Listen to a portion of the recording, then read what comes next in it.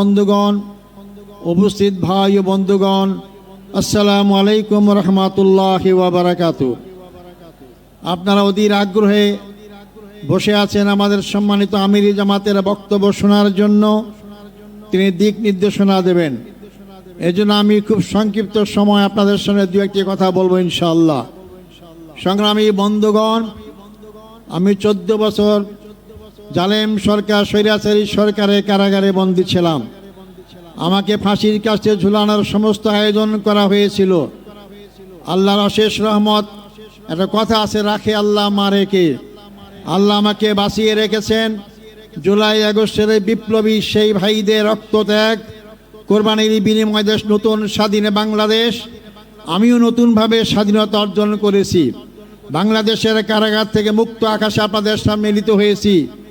আমি ফাঁসির মঞ্চ থেকে আজকে লক্ষ জনতার মঞ্চে হাজির হতে পেরেছি, আলহামদুলিল্লাহ।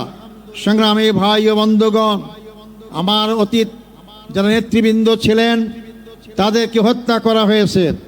আমার রায়ে সুপ্রিম কোর্টের 7 জন বিচারপতি একমত হয়ে এটাকে একটা সাজানো নাটক আখ্যায়িত করেছেন। আমাকে জুডিশিয়াল কিলিংয়ের মাধ্যমে আমাদের ভাইদেরকে হত্যা করা হয়েছে, আমাকে হত্যার আয়োজন করা হয়েছিল।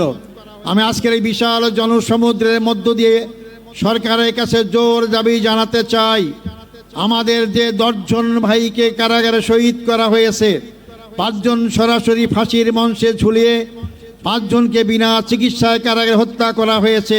এই হত্যাকাণ্ডের সঙ্গে যারা যেখানে যেভাবে যতটুকুই জড়িত তাদেরকে আইনের আওতায় নিয়ে আসতে হবে এবং তাদের শাস্তির বিধান করতে হবে।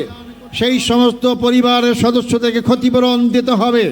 আমি সেই দাবি আপনাদের সামনে আবার এই সরকারের কাছে জোর দাবি করছি।